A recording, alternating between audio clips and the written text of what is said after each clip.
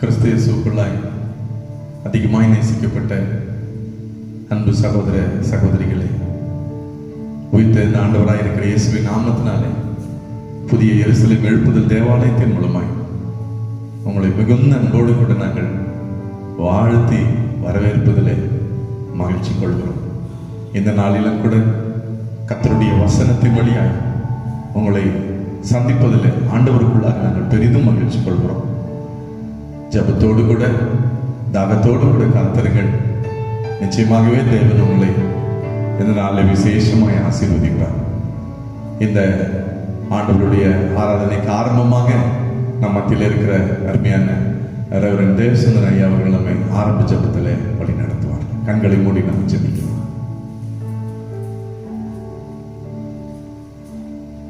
ஜெபம் செய்வோம்.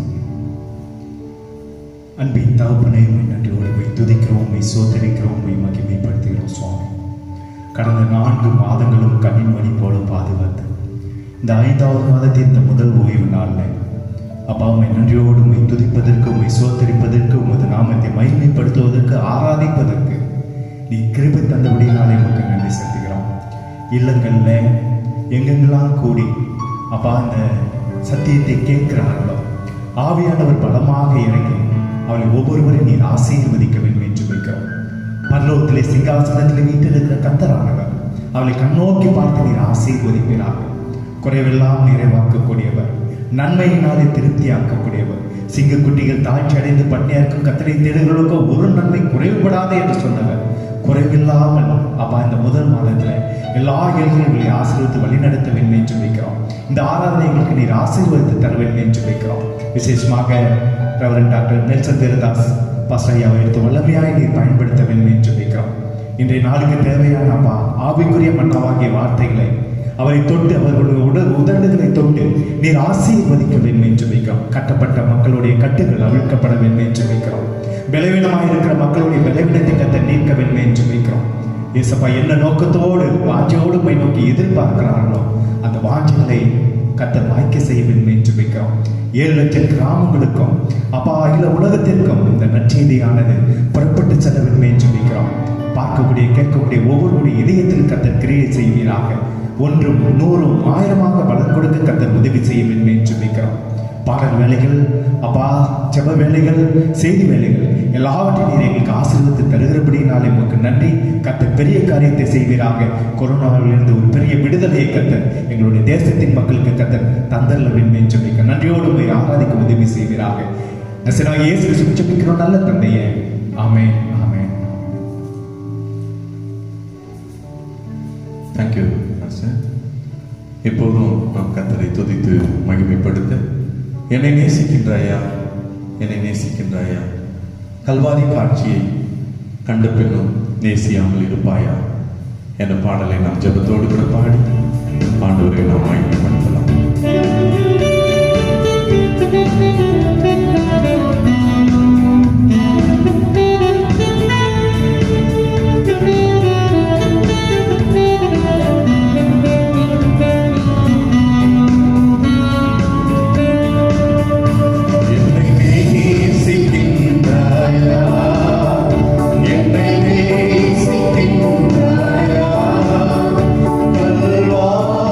காட்சியை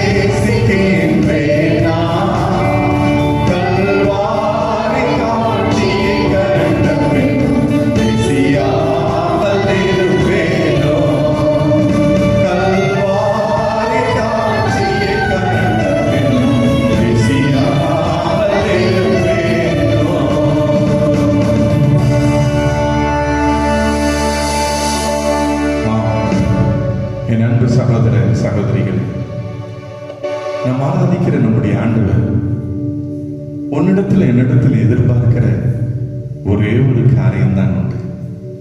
அது என்னவென்றால், ஆண்டவரை நீ நேசிக்கிறாயா? அதைத்தான் இன்றைக்கு செய்தியாக உங்களோடு கூட பகிர்ந்து கொள்ளும்படி ஆண்டவர் என் உள்ளத்திலே ஏவினபடினா, ஆண்டவருடைய அந்த பாரத்தை இந்த வசனத்தின் வழியாக நாம் அறிந்து கொள்ளப் போகிறோம். பரிசுத்த யோவான் எழுதின சுவிசேஷம் 21ஆம் அதிகாரம் 15, 16, 17 இந்த 3 வசனங்களை நாம் வாசிக்க கேட்போம். அவர்கள் போஜனம் பண்ணின பின்பு இயேசு சீமோன் பேதுருவை நோக்கி, யோனாவின் குமாரனாகிய சீமோனே, இவர்களிலும் அதிகமாய் நீ என்னிடத்தில் அன்பாயிருக்கிறாயா என்றார்.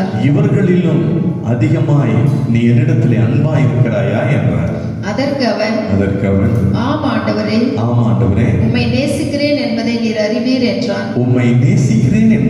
நீர் அறிவீர் என்றான். அவர் என் ஆட்டுக்குட்டிகளை மேய்ப்பாயாக என்றார்.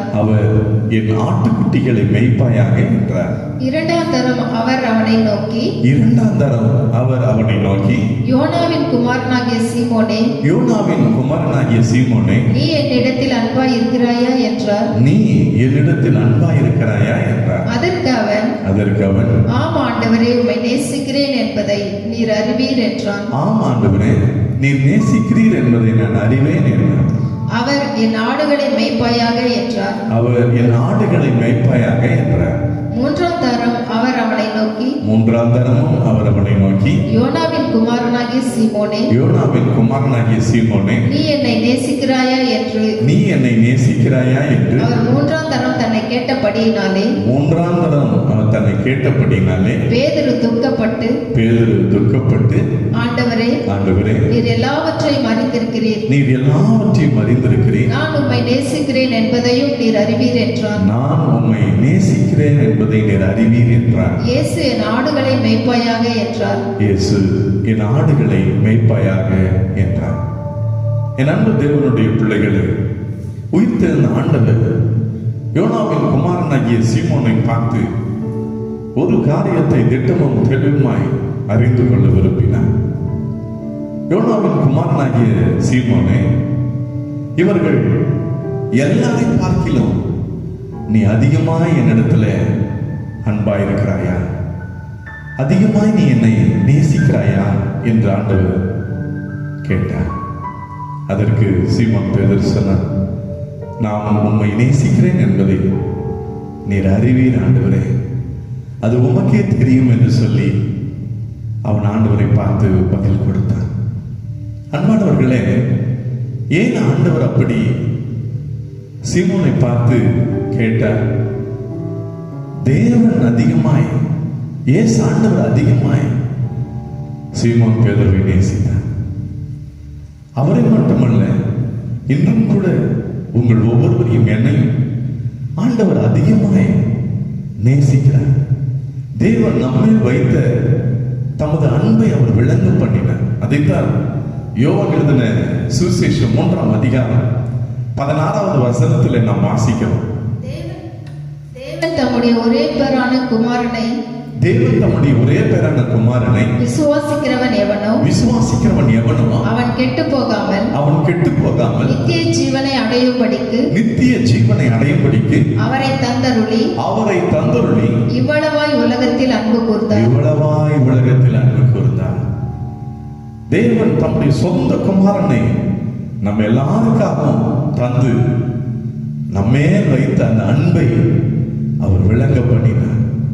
இவ்வளவாய் அவருடைய அன்பை வாயின் வார்த்தையில விவரித்து சொல்லிவிட முடியாது, அளவிட முடியாத அவருடைய அன்பை ஆண்டவர் நமக்கு வெளிப்படுத்தி காண்பித்தார். 1 யோவான் 3ஆம் அதிகாரம் 16வது வசனத்தை வாசித்து பாருங்கள். அவர் தம்முடைய ஜீவனை நமக்காக கொடுத்ததினாலே அன்பு இன்னதென்று நாம் அறிந்திருக்கிறோம். இயேசு கிறிஸ்து நம்மிடத்துல வாயளவில் அவர் அன்பு கூர்ந்து அல்லது எழுத்து வடிவிலே ஆண்டவர் நம்மிடத்துல அன்பு கூறுகிறேன் என்று சொல்லவில்லை. அவர் நமக்காக ஜீவனையே கொடுத்ததினால், தம்முடைய சொந்த ரத்தத்தை நமக்காக ஊற்றி கொடுத்ததினால், நம்முடைய பாவங்களை எல்லாம் தன்னுடைய சரீரத்தில் ஏற்று சுமந்து அவர் அன்பு கூர்ந்தார். எவ்வளவு ஒரு அருமையா அவர் தம்முடைய ஜீவனை நமக்காக கொடுத்ததினாலே அன்பு என்னதென்று நாம் அறிந்திருக்கிறோம். இயேசு தம்முடைய உயிரை கொடுத்து ரத்தம் சிந்தி அந்த அன்பை சிலுவையில் வெளிப்படுத்தி காண்பித்தார். எப்பொழுது ஆண்டவர் உன்னையும் என்னையும் நேசித்தார் தெரியுமா? நாம் நல்லவர்களான பிறகு, மனம் திரும்பின பிறகு, ஞானஸ்நானம் எடுத்து சபையிலே வந்து காணிக்கை கொடுத்த பிறகு ஆண்டவர் நம்மை நேசிக்கவில்லை. மாறாக வேதம் சொல்லுகிறது, ரோமர் 5ஆம் அதிகாரம் 8வது வசனத்தை வாசித்து பாருங்க. நாம் பாவிகளாய் இருக்கையில் கிறிஸ்து நமக்காக மரித்ததினாலே தேவன் நம்மேல் வைத்த தமது அன்பை விளங்க பண்ணுகிறார். அவருடைய அன்பை, தமது அன்பை அவர் விளங்க பண்ணினார். பாவிகளாய் இருக்கும் போதே கிறிஸ்து இயேசு நமக்காக சிலுவையில் ரத்த சிந்தி மரித்தார். நல்லவனான பிறகு அல்ல, அக்கிரமத்திலும் பாவத்திலும் மரித்தவர்களாயிருந்த நமக்காக இயேசு தம்முடைய ஜீவனையே கொடுத்து நம்மை நேசித்தார். ஆகவே தான் இன்றும் ஆண்டவர் நம்மேல் அன்புள்ளவராய், அவர் எப்படி முந்தி தம்மிடத்தவர்களிடத்தில் அன்பு கூர்ந்தாரோ அதே போல முடிவு பரியந்தமும் அவர் அன்புள்ளவராய் இருக்கிறார். அவர் மனம் மாறுகிறவர் அல்ல, பாதியிலே நம்மை கைவிட்டு விடுகிற தேவன் அல்ல. அவருடைய அன்பு முழு அன்பு, முடிவு பரியந்தமான ஒரு அன்பு, நம்மை கைவிடாத அன்பு, நம்மை ஏமாற்றாத ஒரு அன்பு, நம்மை நேசிக்கிற அன்பு, கைமாறி கருதாத ஒரு அன்பு, ரத்த சிந்தின அன்பு, ஜீவனை கொடுத்த அந்த அன்பு. அவ்வளவாய் ஆண்டவர் உன்னையும் என்னையும் நேசிக்கிறார். ஆகவே தான் அவர் நம்மை பார்த்து கேட்கிறார், இவர்கள் எல்லாரையும் பார்க்கிலும் அதிகமாய் நீ என்னிடத்துல அன்பாயிருக்கிறாயா, அதிகமாய் நீ என்னை நேசிக்கிறாயா என்று ஆண்டவர் இன்னைக்கு உங்களை என்னை பார்த்து கேட்கிறார். ஆண்டவர் நமக்கு புதிய ஏற்பாட்டில் கொடுத்திருக்கிற கட்டளை என்ன தெரியுமா? பரிசுத்த லூக்கா எழுதின சுவிசேஷம் 10ஆம் அதிகாரம் 27வது வசனத்தை நாம் வாசிக்க கேட்போம். அவன் பிரதியுத்தரமாக, உன் தேவனாகிய கர்த்தரிடத்தில் உன் முழு இருதயத்தோடும் உன் முழு ஆத்துமாவோடும் உன் முழு பலத்தோடும் உன் முழு சிந்தையோடும் அன்பு கூர்ந்து உன்னிடத்தில் அன்பு கூறுவது போல நீ அன்பு கூறுவது போல பிறனிடத்திலும் அன்பு கூறுவாயாக என்று எழுதியிருக்கிறது. ஆண்டவர் புதிய ஏற்பாட்டு காலத்துல இந்த 2 பிரதானமான கோல்டன் ரூல் என்று சொல்லி வேதம் அதை சொல்லுகிறது. முதலாவது, உன் தேவனாகிய கர்த்தரிடத்துல உன் முழு இருதயத்தோடும் உன் முழு ஆத்துமாவோடும் உன் முழு பலத்தோடும் உன் முழு சிந்தையோடும் அவரிடத்துல நீ அன்பு கூறு. அதுதான் சிலுவை. ஒரு மரம் வெற்றிக்கல்ல, லவ் யுவர் காட், உன் தேவனாகிய கர்த்தரிடத்துல நீ அன்பு கூறு. இன்னொரு அந்த சிலுவையில ஆதி சென்டர்ல இருக்கிற அந்த லவ் யுவர் நெய்பர், உன்னிடத்துல நீ அன்பு கூறுவது போல நீ பிறனையும் நேசி, பிறனிடத்துல அன்பு கூறு. அதுதான் சிலுவை நமக்கு கொடுக்கிற ஒரு மிகப்பெரிய செய்தி. ஒரு அன்பின் சின்னமாய் சிலுவை ஆண்டவர் நமக்கு இன்றைக்கும் ஆண்டவர் நமக்கு வெளிப்படுத்தி வைத்திருக்கிறார். அன்புக்குரியவர்களே, ஆண்டவர் இயேசு அவரை நேசிக்கிறதுல மட்டுமல்ல, உன்னுடைய சகோதரனையும் காண்கிற சகோதரனிடத்துல நீ அன்பு கூற வேண்டும் என்று ஆண்டவர் சொல்லிவிட்டார். 1 யோவான் 2ஆம் அதிகாரம் 9, 10 இந்த 2 வசனங்களை நாம் வாசி கேட்போம். ஒளியில் இருக்கிறேன் என்று சொல்லியும் தன் சகோதரனை பகைக்கிறவன் இதுவரையிலும் இருளிலே இருக்கிறான். தன் சகோதரனிடத்தில் அன்பு கூறுகிறவன் ஒளியிலே நிலை கொண்டிருக்கிறான். அவனிடத்தில் அவனிடத்தில் இடரல் ஒன்றுமில்லை. தன் சகோதரனை பகைக்கிறவன் இருளிலே இருக்கிறான் என்று சொல்லி ஆண்டவருடைய வசனம் சொல்லுகிறது. தேவனை நேசிக்கிறேன் என்று சொல்லி தன் சொந்த சகோதரனை அல்லது திருச்சபையில் இருக்கிற காண்கிற சகோதரனை நீ பகைப்பாயானால் உன்னிடத்தில் தேவனுடைய அன்பு இல்லை, உன்னிடத்தில் ஒளி இல்லை, இன்னும் நீ இருளிலே தான் இருக்கிற. சகோதரனோடு ஒப்புரவாகி பிறகு வந்து உன் காணிக்கையை செலுத்தி என்று ஆண்டவர் சொன்னாரே, அப்படியானால் காணிக்கையை விட ஒப்புரவாகுதல், தேவனிடத்தில் அன்பு கூறுவதற்கு முன்பதாகவே சகோதர சிநேகிதம். அப்போது தேவன் அந்த அன்பை அங்கீகரிக்கிறவராய் இருக்கிறார். முதலாவது நாம் தேவனிடத்தில் அன்பு கூற வேண்டும். இரண்டாவது காண்கிற சகோதரனிடத்தில் அன்பு கூற வேண்டும். இன்னும் ஒரு வசனத்தை கூட வாசிக்கலாம். எபேசியருக்கு பவுல் அப்போஸ்தலன் எழுதின அந்த 5ஆம் அதிகாரம் 25வது வசனம். புருஷர்களே உங்கள் மனைவிகளில் அன்பு கூறுங்கள். உங்கள் மனைவிகளில் அன்பு கூறுங்கள். ஆண்டவர் நேரடியாக காண்கிற சகோதரனிடத்தில் அன்பு கூறு, உன் மனைவியினிடத்தில் நீ அன்பு கூறு என்று. இதுதான் தேவன் புருஷர்களுக்கு எழுதி கொடுத்த ஒரு மகா பெரிய கட்டளை. அப்படியானால் புருஷர்கள் தேவனுக்கு பயந்து இந்த ஆண்டுடைய வார்த்தைக்கு கீழ்ப்படிய வேண்டும். மனைவிகளை நாம் நேசிக்க வேண்டும். அவர்களை கசந்து கொள்ளக்கூடாது என்று சொல்லி ஆண்டவருடைய வசனம் சொல்லுகிறது. ஆகவே மனைவியிடத்திலே அன்பு கூறும்போது தேவன் நம்மளை பிரியப்படுகிற ஆண்டவராய் இருக்கிறார். எப்படி ஒரு புருஷன் தன் மனைவியிடத்திலே அன்பு கூற வேண்டும் தெரியுமா? கிறிஸ்து சபையிலே அன்பு கூர்ந்தது போல. கிறிஸ்து சபையிலே எப்படி அன்பு கூர்ந்த? தன் உயிரையே கொடுத்து சபையை தன்னுடைய சுய ரத்தத்தினாலே அவர் சபையை சம்பாதித்தார். அப்படி ஒரு புருஷன் மனைவியின் இடத்துல உயிரை கொடுத்து நேசிக்க வேண்டும் என்று சொல்லி கிறிஸ்து சபையிலே அன்பு கூர்ந்தது போல ஒரு புருஷன் மனைவி இடத்துல அன்பு கூற வேண்டும் என்று சொல்லி ஆண்டவருடைய வசனம் சொல்லுகிறது. அன்புக்குரியவர்களே, இந்த ஆண்டவருடைய கற்பனைகளுக்கு கட்டளைகளுக்கு நாம் கீழ்ப்படியும் போது நிச்சயமாகவே தேவன் நம்மை ஆசீர்வதிப்பார் என்பதில் எந்த சந்தேகமே இல்லை. 1 யோவான் 2ஆம் அதிகாரம் 15வது வசனத்தை வாசித்து பாருங்கள். உலகத்தில் உள்ளவைகளிலும் அன்பு கூறாதீர்கள். ஒருவன் உலகத்தில் அன்பு கூர்ந்தால் அவனிடத்தில் பிதாவின் அன்பு இல்லை. உலகத்தையும் நேசித்து தேவனையும் நான் நேசிக்கிறேன் என்று சொல்லுவாய், நீ பொய்யனா இருப்பாய். உலக சிநேகம் தேவனுக்கு விரோதமான வகை. உலக அன்பு உன்னை ஏமாற்றும். உலக அன்பு உன்னை கைவிடும். உலக அன்பு மறுதலிக்கும். உலக அன்பு பாதியில நம்மை விட்டு விலகும். ஆனால் ஆண்டவருடைய அன்போ நித்திய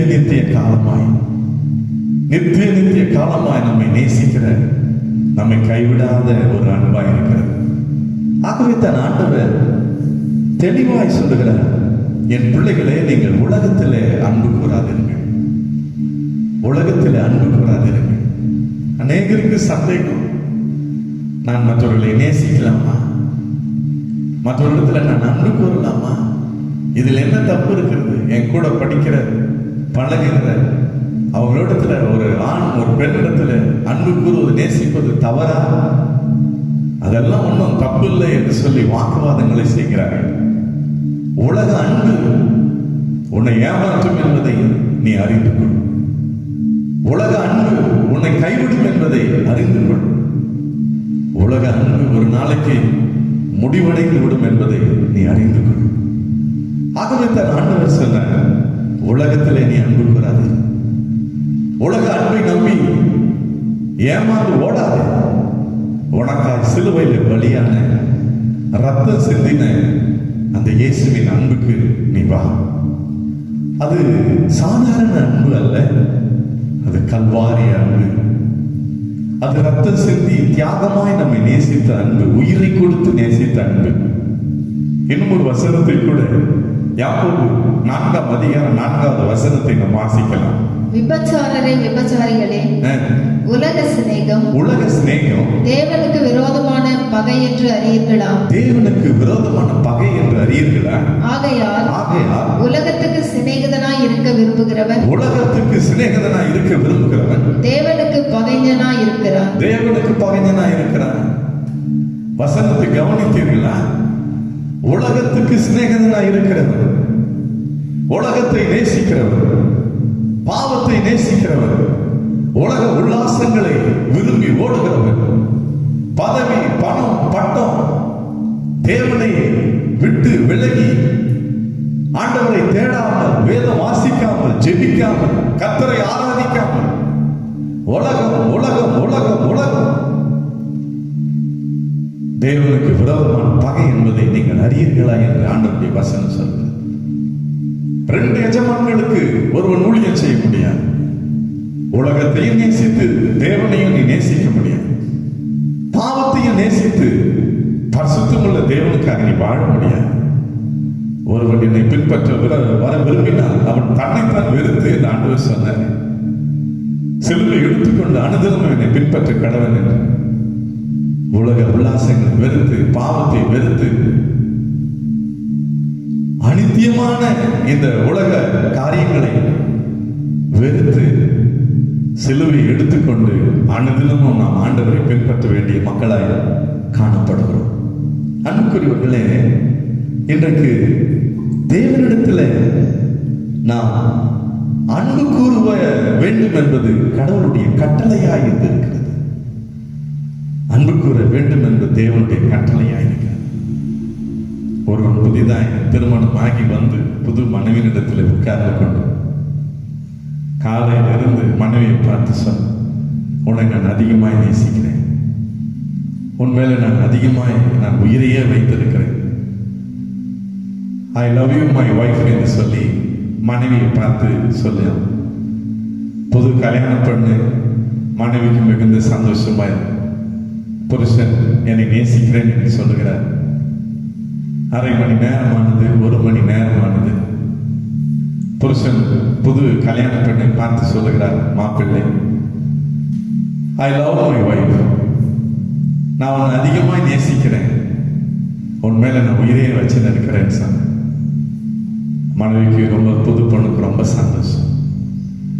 இப்படியே நேரம் முன்னோடி கொண்டே போனோம். காலையில் 9 மணி 10 மணி புருஷன் மனைவியை பார்த்து மாப்பிள்ளை சொல்றாராம், I love you, I love you. காலையில் வந்து குடிக்கிறதுக்கு ஒரு டீ இல்லை, சாப்பிட்றதுக்கு டிஃபன் இல்லை, மாப்பிள்ளை உட்காந்து ஐ லவ் யூ சொல்லிட்டு இருக்கிறேன்.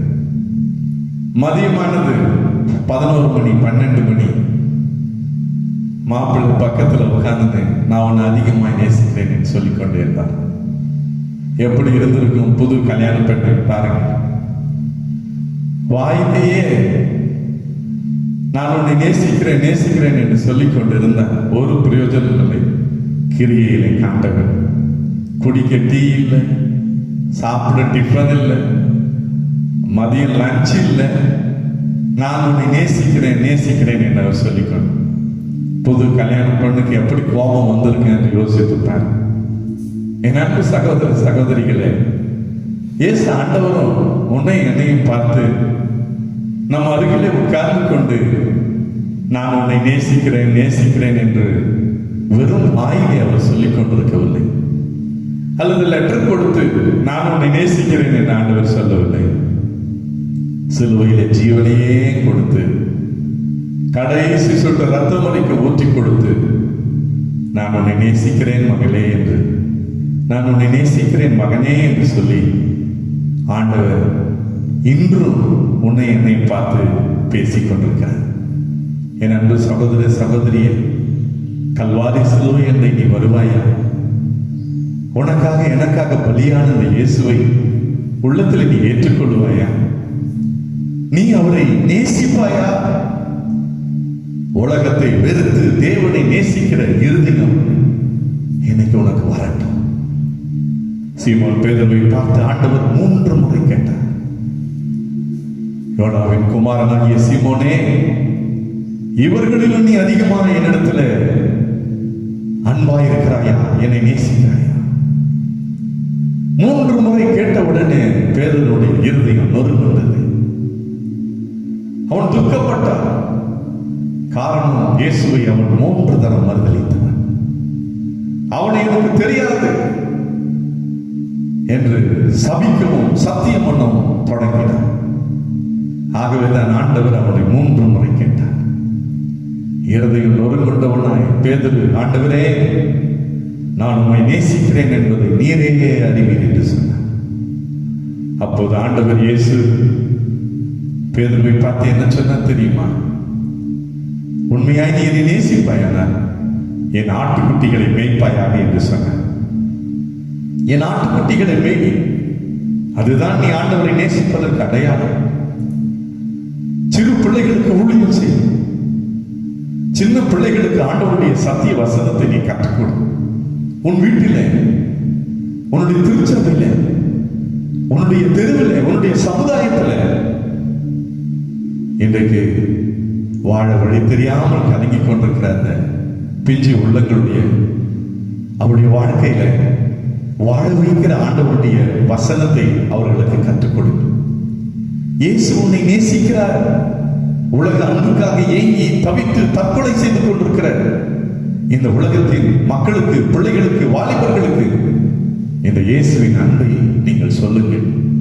முதலாவது என் ஆட்டுக்குட்டிகளை மேய்ப்பாயாக என்று ஆண்டவர் சொன்னார்.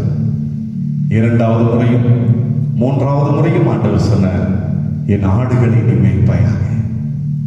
இன்றும் கூட திரளான ஜனங்கள் மெய்ப்பனில்லாத ஆடுகளைப் போல இன்றும் வாழ்ந்து கொண்டிருக்கிறார்கள். வேதம் சொல்லுகிறது, எப்படி இயேசு ஆண்டவர் அவர்களை பார்த்து மனதுருகினார், அதே போல் இன்றும் இயேசு மனதுருக்கத்தோடு கூட இருக்கிறார். வாழ வழி இல்லாமல் கலங்குகிற ஒவ்வொரு மக்களுக்கு, ஒவ்வொரு வாலிபனுக்கு, ஒவ்வொரு வாலிப பெண்ணுக்கு, ஒவ்வொரு சிறு பிள்ளைகளுக்கு, ஒவ்வொரு தாய்க்கு, ஒவ்வொரு தகப்பனுக்கு இன்னைக்கு பயந்து நடுங்கிக் கொண்டிருக்கிறார்களே, உன் பயத்தில் இருந்து உன்னை விடுவிக்கிற தெய்வம் இயேசு என்பதை நீ போய் சொல்ல ஆண்டவர் உன்னை அழைக்கிறார். இன்னைக்கு மரண தருவாயில போராடி கொண்டிருக்கிற மக்களுக்கு உனக்கு ஒரு ஜீவன் கொடுக்கிற தெய்வம் இயேசு உண்டு என்பதை நீ சொல்லும்படியாக ஆண்டவர் உன்னை அழைக்கிறார். மரண இருளின் திசையில் இருக்கிறவர்களுக்கு வெளிச்சத்தை கொடுக்கும்படியாக இயேசு ஆண்டவர் உன்னை அழைக்கிறார்.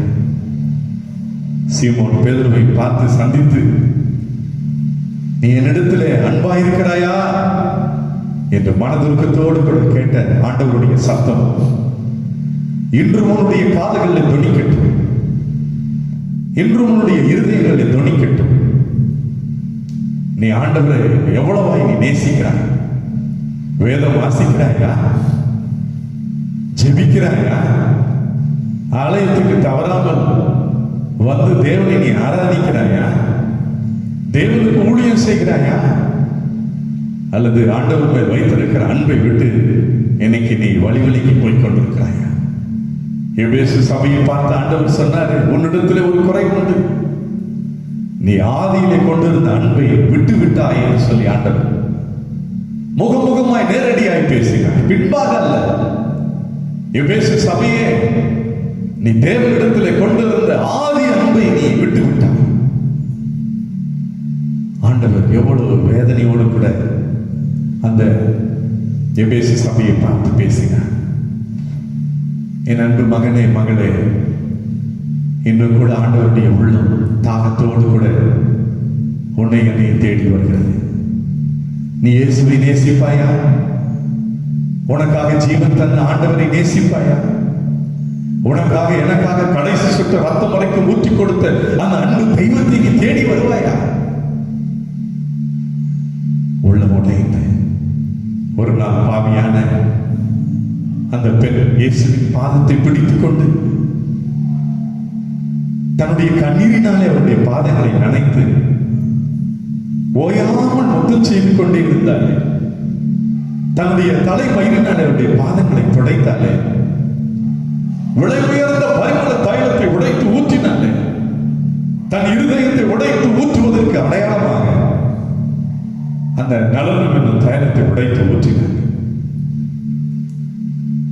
சீமோன் தன் உள்ளத்தை தன்னை தொடுகிறவள் யார் என்று அவருக்கு தெரியாதா? அவள் ஒரு பாவியான பெண்ணளவா?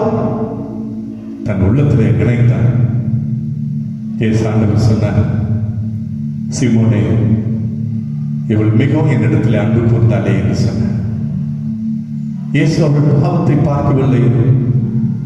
அவள் மனம் திரும்புதலை நொறுங்கொண்டு இருதயத்தோடு உடைக்கப்பட்ட உள்ளத்தோடு கண்ணீர் ஒடித்து இயேசுவின் பாதத்தை தேடி வந்த அவருடைய நொறுங்கொண்டு இருதயத்தை இயேசு ஆண்டவர் பார்த்தார். எல்லாரும் அவளை பாவியாக பார்த்தார்கள். இயேசு ஆண்டவர் அவளை மகளாக பார்த்தார். மகளே, உன் பாவங்கள் உனக்கு மன்னிக்கப்பட்டது என்று சொன்னார். நீ சமாதானத்தோடு கூட போய் என்று சொன்னார். அவருடைய அன்பு ஆண்டவரையே அசைத்தது. இந்த சுவிசேஷம் எங்கெல்லாம் அறிவிக்கப்படுமோ, பூலோகம் எங்கும் இவனை பற்றியும் அப்போ பேசப்படும் என்று இயேசு ஆண்டவர் சொன்னார். காரணம், அவள் ஆண்டவரை நேசித்த அந்த நேசத்தை உச்சிது. என் அன்பு மகனே, மகனே, உலக அன்பு உன்னை ஏமாற்றும், உன்னை கைவிடும். உனக்கு என்று ஒரு எதிர்காலத்தை ஆண்டவர் வைத்திருக்கிறார். படிக்க வேண்டிய வயதில் நீ நன்றாக படி. உனக்கு ஒரு அருமையான வேலை, உனக்கு நல்ல சம்பாத்தியம், ஏற்ற நேரத்தில் நல்ல திருமணம் வாழ்வு, ஏற்ற துணையை தேவன் உனக்கு ஏற்கனவே ஏற்படுத்தி வைத்திருக்கிறார். அவர் சித்தத்துக்கு உன்னை ஒப்புக் கொடுக்கும் போது, உலக அன்பை நீ வெறுத்து தேவனை நேசிக்க உன்னை ஒப்புக் கொடுக்கும் போது உன் வாழ்க்கை செழிக்கும். நீ திசை கெட்டு போக மாட்டாய். உன்னுடைய வாழ்க்கை ஆசீர்வாதமாய், அநேகருக்கு ஆசீர்வாதமாய் இருக்கும். நீ என்றென்றைக்கு வாழ்ந்திருப்பாய். உன்னை வாழ வைக்கத்தான் ஆண்டவர் உன்னை தேடி வந்து இன்றைக்கு உன்னோடு பேசிக் கொண்டிருக்கிறார். என் அன்பு மகனே, மகளே, நீ என்னை நேசிப்பாயா? நீ என்னை நேசிப்பாயா? உடைய உள்ளத்தோடு ஆண்டவருடைய சமூகத்தில் நம்மை ஒப்பு கொடுத்து நம்ம ஜெபிக்கலாம்.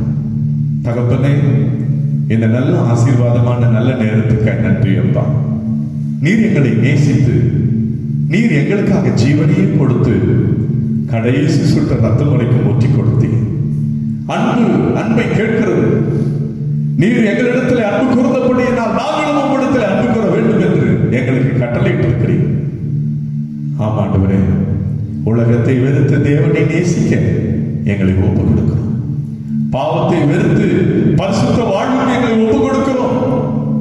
உலக சிநேகங்களை எனக்கு ஆண்டவரை வெறுத்து ஒதுக்கி அவைகளை விட்டுவிட்டு அறிக்கை செய்து விட்டுவிட்டு தேவனை நேசிக்கிற ஆண்டவரே ஒரு இருதயத்தை நீர் எங்களுக்கு தரும்படியாக சமத்தில் எங்களை தாழ்த்துவோம். எங்களோடு பேசின வார்த்தைகளுக்காக நன்றி அப்பா. மரண பரியந்தம் உங்களை நாங்கள் நிலைத்திருக்க உதவி செய்ய எபேசு சபையை போல ஆண்டவரே, நாங்கள் உம்முடைய அன்பை விட்டு நாங்கள் பின்வாங்கி போயிருக்கலாம். எழுந்து தகப்பன் வீட்டுக்கு வருகிறோம். எழுந்து ஆதி அன்புக்கு நாங்கள் திரும்புகிறோம். மறுபடியும் எங்கள் ஆவிக்குரிய வாழ்வை நீர் கட்டி எழுப்புவீராக. திருச்சபை குடும்பங்களை ஆசீர்வதிப்பீராக. விசுவாச குடும்பத்தார்களை ஆசீர்வதிப்பீராக. ஒவ்வொருவர் மேலும் உங்களுடைய ஆணி பாய்ந்த உயிர்த்து ஆண்டவருடைய பிரசனம் இறங்கி உங்களுடைய கல்வாரி அன்பினாலே அவர்களை நிரப்பும்படியாக ஜெபிக்கிறேன். ஆசீர்வதியும் துதிகன மகிமை எங்கள் தேவனாகிய கர்த்தர் ஒருவருக்கே செலுத்துகிறோம். இயேசு ராஜாவின் மூலம் ஜெபிக்கிறோம் ஜீவனோடு நல்ல பிதாவே. ஆமென், ஆமென். என் ஆத்துமாவே கர்த்தரை ஸ்தோத்திரி, என் முழு உள்ளமே பரிசுத்த நாமத்தை ஸ்தோத்திரி. என் ஆத்துமாவே கர்த்தரை ஸ்தோத்திரி, கர்த்தர் செய்த சகல உபகாரங்களையும் மறவாதே. ஆமென். ஆண்டவராய் இருக்கிற இயேசு கிறிஸ்துவின் கிருபையும் பிதாவாகிய தேவனுடைய அன்பும் பரிசுத்த ஆவியானவருடைய அந்யோன்ய ஐக்கியத்தில் பாதுகாப்போம் நம் அனைவரோடு இன்றும் என்றும் சதா காலங்களில் தங்கியிருந்து கர்த்தர் தாமே நம்மை ஆசீர்வதித்து காப்பாராக. ஆமென், ஆமென். God bless you. God bless you.